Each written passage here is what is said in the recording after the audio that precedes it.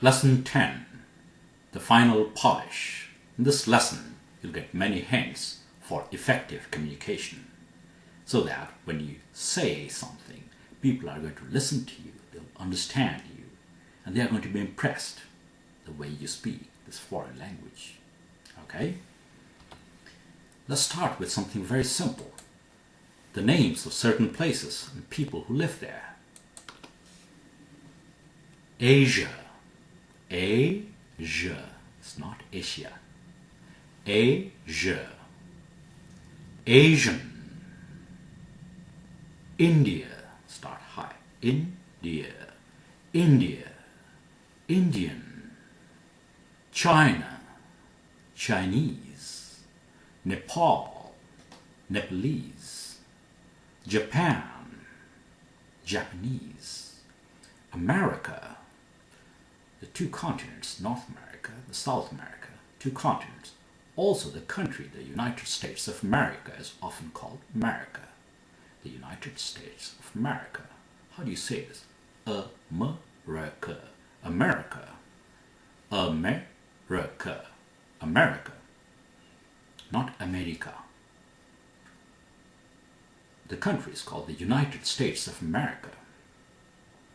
Or the US, or the USA, A louder. The people who live there are called American. American. American. Canadian, people who live in Canada. It's a beautiful city in Canada called Toronto. Toronto. Okay? The people who live there, they call it Toronto. They do not pronounce this last T, Toronto. So you should know that. You don't have to copy that. You can say Toronto the formal way. But you should know the local people call it Toronto. Toronto. When you go to a place, it's good to know the names of the people, how they call themselves, name of the city, how the local people call it, or name of the country. It's very important. Europe. Europe. Europe. European. P louder. England. The language, English, comes from England. Land, A-L-A-N-D at the end of a word is land, not land, not England. England. The country is called the UK, the United Kingdom. England is a part of it. People who live there are called British. Okay. London is the capital. London. London. Very nice city. Oxford. Oxford. Oxford. Oxford. Switzerland. Switzerland. Switzerland. T is pronounced. Land. Zurich. Zurich. Sweden. Sweden. Very beautiful country in northern Europe. Large country. People who live there are called the Swedes. People who live here are called the Swiss. Okay? Germany. Germany. People who live there are called Germans. Deutsch. What's Deutsch? Deutsch, the German word for German. Deutsch. Okay? When you go to a place, it's good to know how the local people call their language, their country, themselves. All right? It's important. German is called Deutsch in German. Germany is called Deutschland. It's good to know. Dutch. What's Dutch? The people who live in the Netherlands are called Dutch. Very different.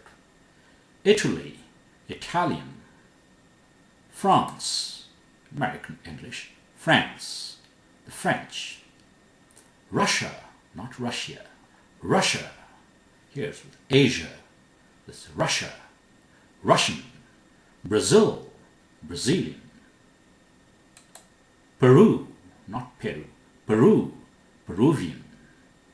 Africa, beautiful large continent. Africa, people who live there are called Africans. Okay, Africans. Australia, Australian. Note the pronunciation and syllable stress, both are important. When you tell your name to somebody, especially over the phone, sometimes you have to spell it. Okay? When you spell it, some of these letters sound similar. A sounds like K, J. B sounds like P, D sounds like T. M sounds like N, S sounds like F. There could be a lot of confusion, and the other person may write down wrong name. So use a standard table with simple words and names to spell your name. This is how it goes. You should memorize this table. Suppose my name is Neil Roy. My name is Neil Roy. Yes, I'll spell that for you. The first name is Neil, N as in Nancy, E as in Eddie, I as in Ike, L as in Larry. The last name is Roy, R as in Roger, O as in Oliver, Y as in Yogi. There's no more confusion. That person writes it down correctly. It's very important. So memorize this table and practice telling your name using the correct words. Okay? There are other systems, Alpha, Beta, Alpha, Bravo, Charlie, Negro system. This is pretty standard. When you tell your name, phone number, email address, date of birth, these are very important information. So you have to slow down. Say very clearly. You do not want to give wrong information. Say very clearly and slow down. No one is running away. No point hurrying up. You have to repeat again. Let's go over how to say some numbers and some other important things. Repeat after me. I'll go very fast. 0, 1, 2, 3, 4, 5, 6, 7, 8, 9, 10, 11, 12, 13, 14, 20. Some people say 20. You should know, don't have to copy. 22, 30, 40, 4 louder. Here 14 was louder. That's how you tell the difference. 55, 99, 100, not 100, 100, 151, 1000, 2149. This is how you say it. 6 zeros after 1 makes a million with M. 9 zeros makes a billion with B, billion. 12 zeros, trillion. Okay? This is 1 million. Some people write with slight gaps so it's easy to read. Some people put a comma. All right? So million, billion, trillion.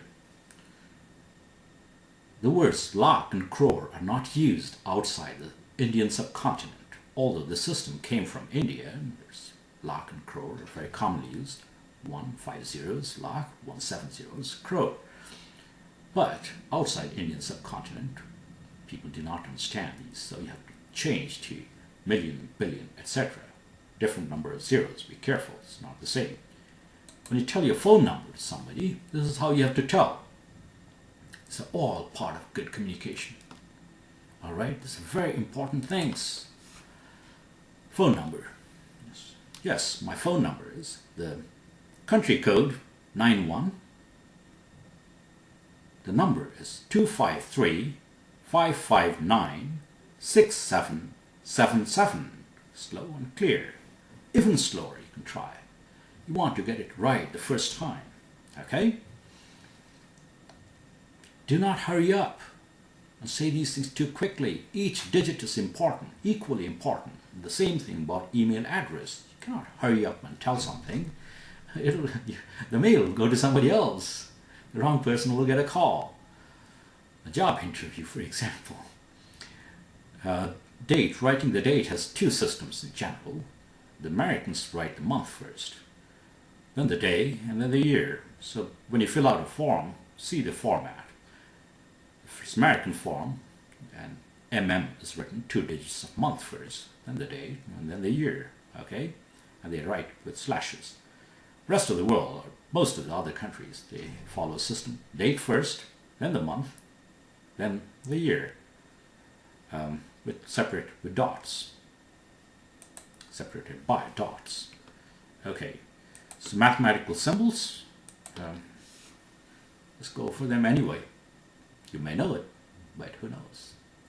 Plus, symbol for addition. Minus, symbol for subtraction. Times, it's called times, or multiplication sign. This is divided by, or over. Times and over. Okay. Equals, or is equal to. How do you read that? 9.5 times 2. 9.5 times 2 equals 19. Not into. It's wrong English. It's got completely wrong meaning. 32 over 8, or 32 divided by 8 is equal to 4. So do not use into and by. Okay? Completely wrong meaning. 3 by 4 is a rectangle. Size is 3 by 4. Okay? Into is the opposite division. If you said this into that, that means this divided by this. That's how it is. Believe me. Some symbols that you come across on your keyboard, some textbooks. Let's go over them very quickly, how to say those things. This has many meanings. This could be a dot, point, even decimal point. Sometimes it could be times. Okay? Something .com. It could be a full stop at the end of a sentence, or a period. Americans call it period. British call it full stop. This one, comma, apostrophe, single quote, double quote, asterisk, ampersand or and sign, dollar sign. This one, pound sign, hash, could be a hash symbol, sharp sign. It could also be number. In American English, number. For example, apartment number, account number, you write with that. Parentheses, round bracket, square bracket, curly bracket, forward slash, backward slash, underscore, minus sign, or hyphen. Hyphen. If it's longer, it's going to be dash. Nowadays, you don't find dash anymore on the keyboards. This one, at, not at the rate of, it's at, just simply at. My email address is whatever, at gmail.com, okay, or yahoo.com, at. Contractions in English. Most English speakers, when they use very important words, they say clearly, loudly, with emphasis. Some other words are contracted. Okay, they're joined together, abbreviated. So you should know those things. You don't have to use them. It's good to know. As you become fluent, you'll automatically start contracting things, all right? Wanna. In casual English, many people say wanna. Do you want to come? Do you want to come? Want to. I want a book. I want a book. Gonna. Going to. Are you gonna come? Am I going? I'm going to. I'm gonna go. I'm going to go. I am. Very important. Hi, I'm so-and-so. Your name. Okay. Very few people say I am. Alright, so you should know that. I have. I'd can have two meanings. I had, I would. His, shiz, its, it is. Abbreviated as its. If you say, yes, it's true, that's what it is. If you say, what's its name? A doll or something. That means of it. Okay, that's written without apostrophe. Careful. You're, you are. We're, I'll, I will, I'll. Yes, I'll do it. He'll, she'll, it'll. Repeat very quickly. Will, they'll. What's, very common. What's your name? Whose, who is, who's coming with me? Isn't that right? Is not, aren't. Some people say ain't. Please do not use that. Aren't, haven't, hasn't, wasn't, won't, doesn't, don't. Please don't touch it. Don't, doesn't, didn't, can't. In British English, cannot. American English is can't. So sometimes it gets very confusing. Somebody says, I can do it. That means I can do it. Somebody says, I can't do it. T and D merged together. Very difficult to distinguish. I can't do it. That means I cannot do it. You have to look at the face and really understand whether he said, I can do it, I cannot do it, I can't. Okay? Shouldn't, should not, couldn't, could not, wouldn't, would not. What's this? Won't, will not. I won't do it. That means I will not do it. Wouldn't, would not. That's nice. That is. There's let's, very common. Any of these highlighted ones are very common. Let's do it. What does that mean? Let us do it. Very common. So when do you contract? When you don't. When you emphasize, you don't contract it, okay? I'll do it. I'll do it. Other person, will you do it? Yes, I will. Then you emphasize, so you say full word, do not contract. Somebody says, are you John? Yes, I am. You don't say, yes, I am. Okay, when you emphasize, you separate them out. Some people translate from their mother tongue into English and end up saying sentences. It's not really English and causes confusion. For example, I hear people say, I told you, no? No, you have to say, I told you, didn't I? I told you. So it becomes, did I not? Didn't I? She's very smart, isn't she? Not isn't it. It's very expensive. Here you say it, isn't it? You're asking for their opinion, isn't it? It's very expensive, isn't it? Hints for effective communication. Let's go over it very quickly, very important. You may have to go over this video several times to understand everything that I'm saying. I have seen thousands of cases. That's how I have come up with these things, okay? So it's going to help you, believe me. Remember the purpose. Whenever you have a conversation or a talk, give a speech, communicate with somebody, there's a purpose, a main purpose. To convince him or her of something, giving some information, or to get something done, or just being friendly, but there is a purpose. Do not forget that purpose. Always come back to that purpose. Sometimes you may have to deviate from your path, but always come back to that purpose. It's the most important. Simplify your sentence. Do not assume that other person understands your accent, your pronunciation, your kind of English, and at your speed. If you have slightest accent and wrong pronunciation when you speak fast, the way I'm doing now, it becomes very difficult to understand.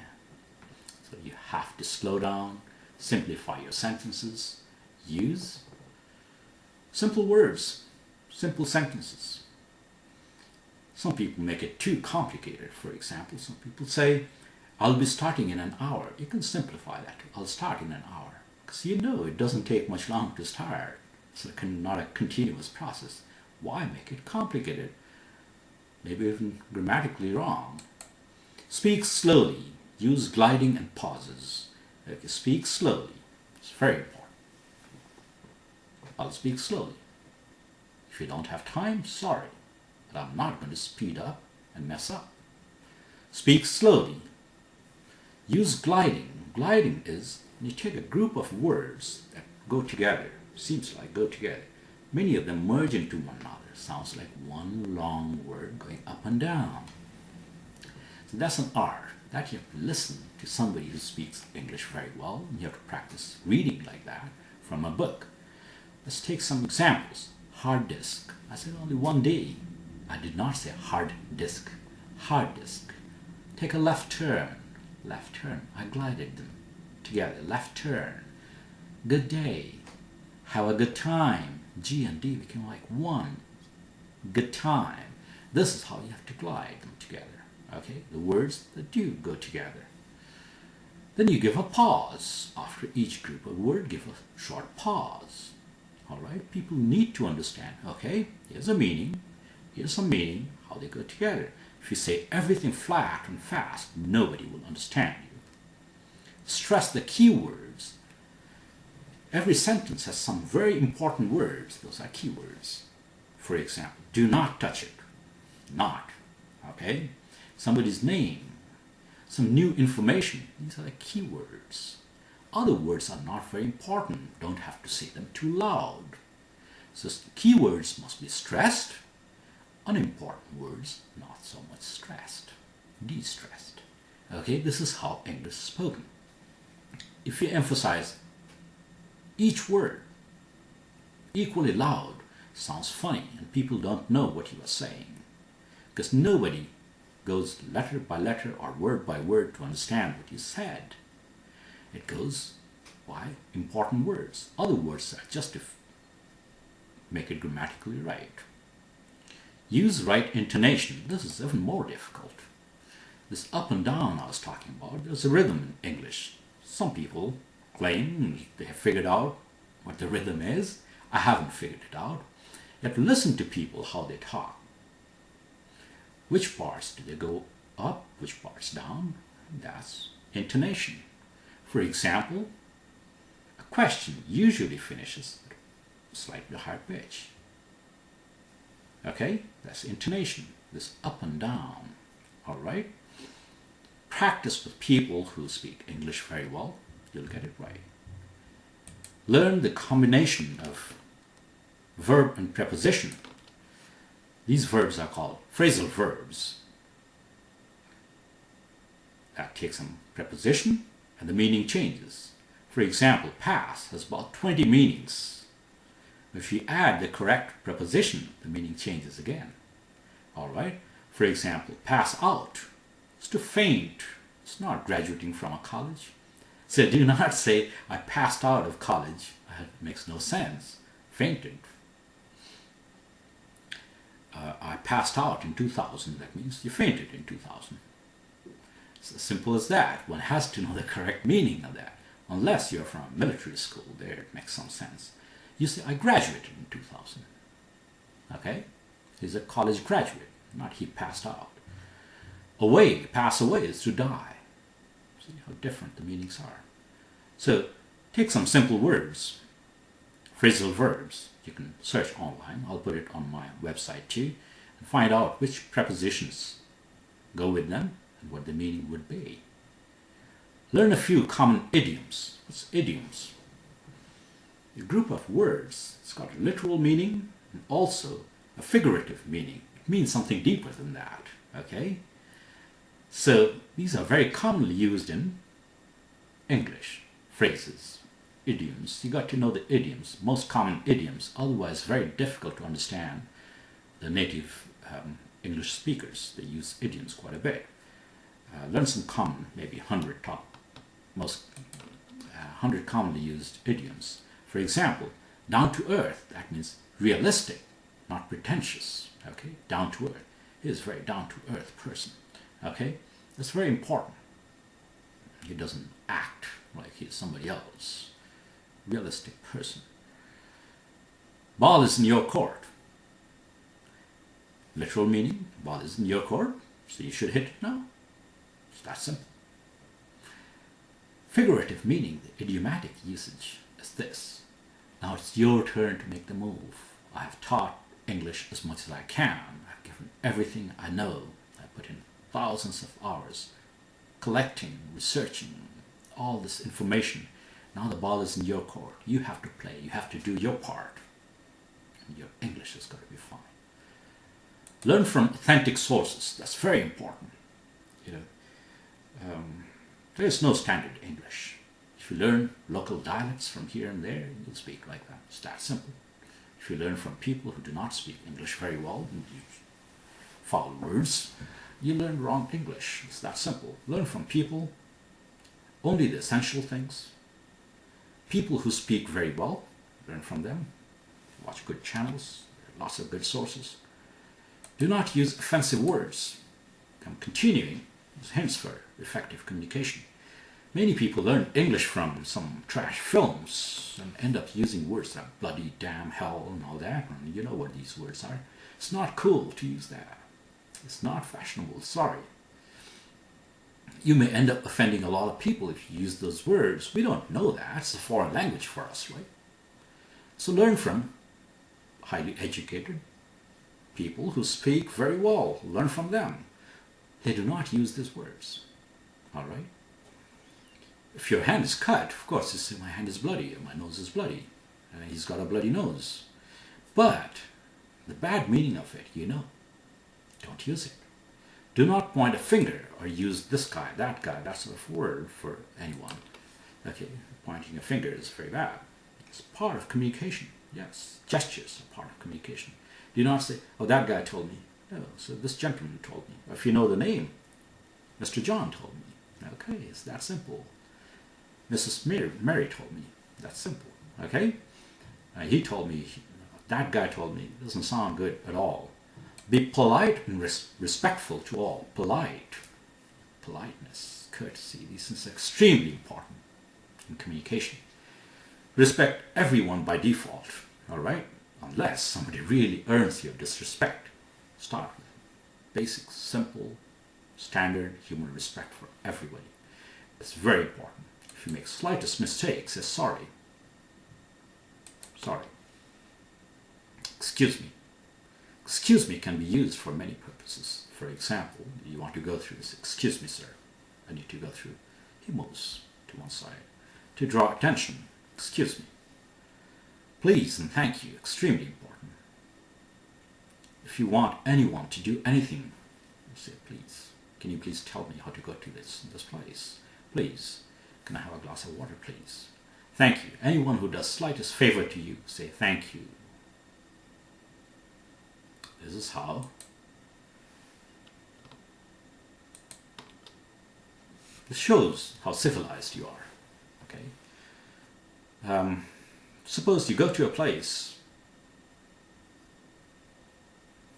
Okay. Start over. Suppose you provide some kind of a service. Someone comes to your place. Don't say, what do you want? No. You have to say, what would you like? Hello, what would you like? How can I help you? Not what do you want. Suppose you are the customer. Don't say, I want this or that, I want. No, that's not how it's spoken. It's, I would like. I would like a sandwich and a cup of coffee, please. Nowadays, many people don't say this. They simply say a coffee. 2 coffees, also acceptable. Many people are saying it. I would like a sandwich and a cup of coffee, please. Please, very important. You could also change your tone and make it soft and casual. Hi, can I have a glass of water, please? Hi, can. Very few people use may. It's too formal. You could say could I have some, could I have a glass of water? Could I have a paper napkin? Okay. Could I have a spoon? Say please and thank you as often as possible. Okay, please for smallest things, and thank you for smallest favor. Kindly is rarely used, probably in some ex-colonies of England, but kindly is rare. If you don't understand somebody, don't say what? No, that's not polite. You say pardon me. Pardon me? That means please repeat that. I did not hear or understand. Okay? You can also say the full thing. Sorry, I didn't hear. Sorry, I didn't understand. Can you please say that slowly? British English, you can say, I beg your pardon. American English, pardon me. Hello. Hello. It's very important how you say hello. You don't say hello. No, hello. Good morning. That's the way to greet. In England, some people still say, how do you do? That's not a question. You don't say, I'm fine. No, you say, how do you do? It's just a nice way of saying, polite, formal way of saying, hi. How do you do? How do you do? If somebody says, how are you? Then you say, fine, thank you, how are you? When you introduce yourself, you say, hi, I'm your name. Not myself. Hi, myself. It's wrong English. Or hi, this is, no, that you can say over the phone, this is your name. When you're present, person to person, you're meeting. I'm. In a very formal situation, for example, you're on the stage, you're introducing yourself, you say, my name is, hello, good morning, my name is, then your name. Many people are worried about fluency in English, and they think speaking fast is fluency. No. Fluency means your ideas, your muscles, voice box, vocal cord, mouth, tongue, everything is coordinated and working smoothly. Okay? Without blocking, interrupting. That's fluency. Speaking fast, just playing fast forward is not fluency. So that will come from practice, and I'll give you some hints how to get fluent in English. Read books aloud, even your textbooks. Read aloud smoothly, nicely, and you'll become fluent. It's that simple. Okay? Use gliding, grouping, and pauses. You learned about that. Pretend that you are reading it to someone from US or UK, from the US or UK. What that means is it forces you to slow down, try to speak like them, a native English speaker, and you try to pronounce things more clearly, stress the keywords automatically. If you're reading it to your friend who speaks your language and your dialect and understands your accent, you're going to read fast and in a different kind of English, and it's not going to improve. So pretend that you're reading it to somebody else from a different country who doesn't know your language. That's a very good trick. Works. Watch very good TV channels, BBC for example, or National Geographic, wonderful channel. Discovery. Okay, learn something and learn English at the same time, and correct English. Okay, repeat whatever they are saying. First few days you may have trouble repeating them. Half sentence you'll say, other half you won't. Keep trying. Pretty soon you'll speak exactly like them. I guarantee that. Okay? Imitate only good things. A lot of things from TV, films that are not good, useless. Maybe 80% of them. I'll be honest with you. Imitate. You decide which part is not going to be useful, which part is useful. Maybe 20%. Focus on that. Learn that perfectly. That's it. A dozen good habits for conversation. Very quickly, let's go for that. Use simple words and short sentences. The other person may not understand you if you're using fancy words or complicated grammar. Simple words, short sentences. Finished. The idea is to communicate, not to impress the person. Okay? Memorize your favorite sentences. Write down the sentences you normally use in your conversation or for a job interview, whatever your purpose is. Write down, check through the grammar, spelling, whatever. Try to practice them, memorize them. Common sentences, you can buy that software. Spoken English 2020 software. It's got 2,000 most useful sentences. Nothing is useless there. Simple, straightforward sentences with correct pronunciation, intonation, accent. Just repeat them. It's that simple. Memorize them. When you need them, they'll come out automatically. You don't have to struggle looking for words and grammar. Very important. Let the other person also speak. When you're making a conversation with somebody, it's two people talking, at least two. Equal rights. Let the other person speak. Very important. Don't cut them short. Listen to him or her before you reply. Listen. Listening is very important. Listen, understand, think, then you reply. Look in the eyes and use right gestures. Stand straight, sit straight, okay? Do not fold your arms like that. That shows you're not paying attention, you're not interested. Do not look around here and there. Just look straight in the eye, gently smile. Yes. Is that right? Show interest. Show interest and sincerity. Whatever you do, be sincere. I've been recording for 9 hours. I've spent hundreds and thousands of hours. Do I look tired or insincere? No. Do you know why? Because I'm sincere about it. I believe in what I say. I tried it out. It works. Judge and involve the listener. Very important. in a conversation. When you say something, see the reaction of the other person. Try to judge. Is he disinterested? Did he not understand? He or she? Is it getting boring? He doesn't have time? Try to guess that and accordingly adjust your way of talking. Maybe you have to slow down if you're speaking too fast. Maybe you have to change the topic. Maybe you have to speak less. Maybe you have to speak clearly. Depends. Or simply keep short. Conversation finished. You have to judge and adjust. Use fillers. Sometimes you need to think. Gap fillers are important. Some people start with a conversation. Once in a while it's okay, but too often it gets boring. Okay. You don't have to use those fillers. Use, well, I think we should do it. I mean, people need time to think, but these are very nice fillers. Do not get used to and it's a bad habit. Say mostly positive things. Somebody shows you something, says something, you say, yes, that's interesting. Instead of saying, no, no, no, no, no. Why? Say positive things, show positive attitude, be interested in life and things. People will like you. You'll have thousands of friends. You'll get your work done. This is how it is. That's communication. All right? Say positive things. There are so many wonderful things in this world, right? Avoid arguments. It's important.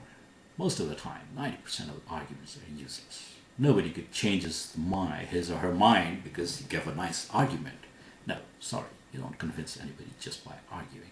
Once in a while is necessary, but most of the time is useless. You could avoid it simply by saying, maybe you're right. Well, I think differently. Maybe. Just walk off. That's it. Finished. Saved your time. Look relaxed and gently smile. That's very important. Not big laugh all the time. You understand what I mean? Look relaxed. No point looking tense and nervous. Okay? Look relaxed. Just gently smile. Look so good. That's how it is. People are going to talk to you. People are going to like you. They'll understand. They'll put extra attention to what you have to say. All right? Note down the summary. For every conversation, talk, speech, anything, there's something important that has come out of it. Note that down. Sometimes you have to write slightly longer notes. For example, a professor teaches something new, longer notes. If in the smallest conversation, something must come out of it. All right? Note that down. Who you talked to, where it was, what did you say, what did the other person say, the most important part. Okay? Because something may continue. Let me summarize. I preached about making summary. I will summarize. I practice what I preach. Successful communication. What are the most important things? Speak slowly, clearly, and confidently. I'm not going to explain. It's already explained. Do not feel shy or feel embarrassed. It's ESL for you. The English language is difficult. It's not your mother tongue. It's second language for you. You already speak your language and you're speaking some English. That's an advantage. All right?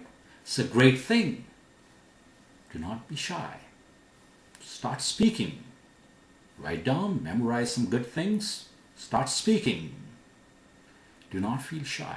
Do not feel embarrassed about your pronunciation, grammar, anything. As long as you can communicate, use your hand, gestures a little bit. Use simple words, you can communicate. All you need is about 2,000-3,000 words that are here. Okay? Put them together. You can make 10,000 sentences. All right? Find a friend who wants to practice speaking English with you.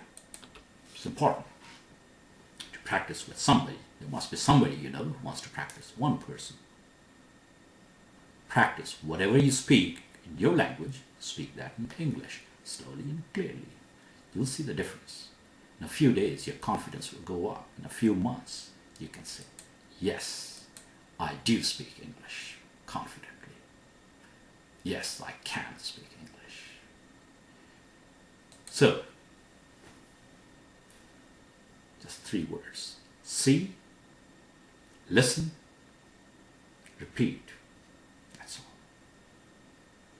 Nobody can replace that with any medicine or any trick. You have to do that. Spoken English 2020 software. What is it? That's software. 20-hour software. It's got 2,000 most useful sentences taken from real-life situations, written by people who were involved in those situations. Restaurant, conversation in restaurants, written by a restaurant owner, restaurant hotel owner. She knows what the customers need, what sort of sentences they use, what kind of replies they get. Okay. At job, what happens? What kind of conversation takes place? When you go to a new town, new city, tourist office, what happens? All that are taken from real life situations. Meeting new people, how you make a conversation with them.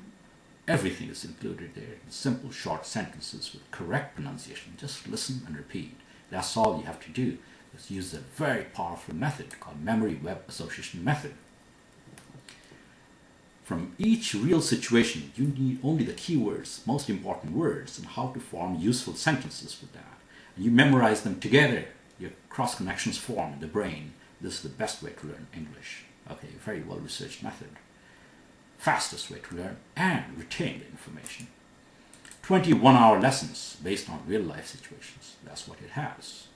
There are 2 lessons absolutely essential for travelers, those who want to travel to a foreign country.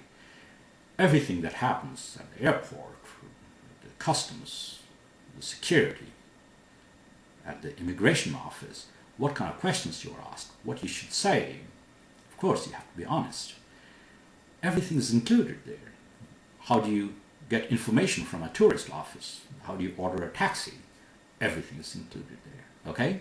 So that's all you need to be able to speak English fluently. I wish you success. I wish you success.